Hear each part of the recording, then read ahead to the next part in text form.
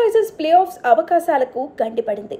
వర్ణుడి ప్రభావం కారణంగా ఉప్పల్ మైదానం అవుట్ఫీల్డ్ చిత్తడిగా మారడంతో మ్యాచ్ ముందుకు సాగలేదు. ఈ మ్యాచ్లో సన్ రైజర్స్ బౌలర్లు చెలరేగారు. ఢిల్లీ క్యాపిటల్స్ ఆరంభంలోనే వికెట్లు కోల్పోయి తీవ్ర కష్టాల్లో పడింది. పవర్ ప్లేలో ప్యాట్ కమిన్స్ ఢిల్లీని కోలుకోలేని దెబ్బ కొట్టాడు. బ్యాటర్లు ఆధిపత్యం చూపించే పవర్ ప్లేలో కమిన్స్ 3 కీలక వికెట్లు నెలకొల్చాడు.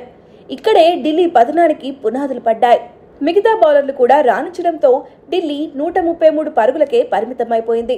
అయితే ఢిల్లీ ఇన్నింగ్స్ ముగిసిన తర్వాత గంట పాటు వర్షం కురవడంతో మైదానం అవుట్ఫీల్డ్ చిత్తడిగా మారింది. పిచ్ని పరిశీలించిన ఫీల్డ్ ఎంపైర్లు మ్యాచ్ను రద్దు చేశారు.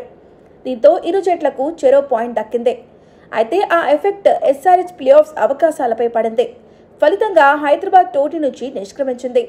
మ్యాచ్ అనంతరం Sunrisers coach Daniel Vettori Uppal పిచ్లపై షాకింగ్ కామెంట్స్ వేశాడు. గతంతో పోల్చుకుంటే పిచ్లు బ్యాటర్లకు అనుకూలంగా లేవు అన్నాడు. గత సీజన్లో భారీ స్కోర్ చేసిన ఆటగాళ్లు ఈ సీజన్లో అంచనాలను అందుకోలేకపోవడానికి కారణం పిచ్లేనని స్పష్టం చేశాడు.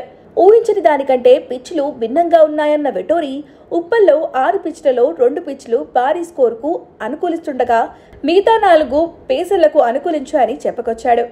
స్పిన్కు ఆ పిచ్లు ఏమాత్రం సహకరించలేదని అన్నాడు. ఇక ఆటగాళ్ల ప్రదర్శన విషయానికి వస్తే ఆటగాళ్లు నిలకడగా రాణించలేకపోయారని వెటోరీ అన్నాడు.